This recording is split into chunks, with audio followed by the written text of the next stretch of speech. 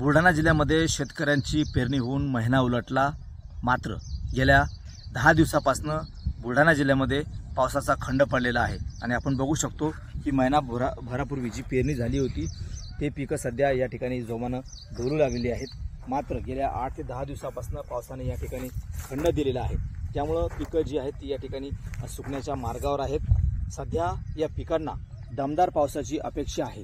बुलढाणा जिल्ह्यामध्ये सोयाबीन पीक जे आहे ते जास्त प्रमाणात घेतलं जातं, मात्र या सोयाबीन पिकाला सध्या पावसाची अपेक्षा आहे। सध्या पिकं डोलू लागलेली आहेत। मागील वर्षीच्या तुलनेत या वर्षी जर का विचार केला तर मागील वर्षी जवळपास आतापर्यंत म्हणजे आजच्या तारखेपर्यंत 42% पाऊस जिल्ह्यामध्ये झाला होता आणि ह्या वर्षी आजच्या तारखेपर्यंत 30%च पाऊस झालेला आहे, म्हणजे 12% पावसाची तूट जी आहे ती सध्या या ठिकाणी आहे।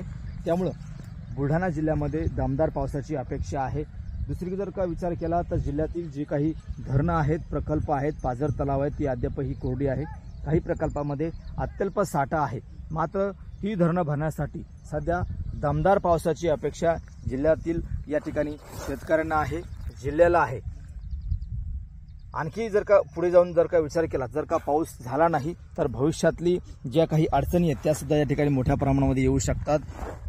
आणखी या ठिकाणी विचार जर का केला तर सध्या पावसाची अपेक्षा ही शेतकऱ्यांना अजून लागलेली आहे। सध्या शेतीची कामं ही जोरावर आहेत। शेतकरी सध्या खुश जरी असला तरी आता पाऊस जर का नाही आला तर संकट त्यांच्यावरती येऊ शकतं, कारण की सध्या पिकांची परिस्थिती ही पाऊस नसल्यामुळे सध्या सुकत आहे। अशा प्रकारची परिस्थिती सध्या पिकांची आहे। मात्र दमदार पावसाची अपेक्षा शेतकऱ्यांना या ठिकाणी आहे, कारण की 12% तूट जी आहे ती आता आजच्या तारखेपर्यंत या ठिकाणी भरून काढावी लागणार आहे आणि पिकांना सुद्धा नवसंजीवनी मिळणार आहे।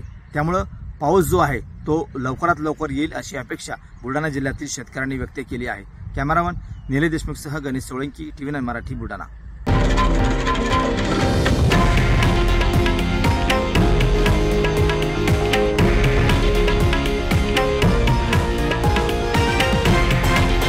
हे आहे देशातील नंबर 1 न्यूज नेटवर्क आणि आपण पाहत आहात TV9 मराठी, एकमेव।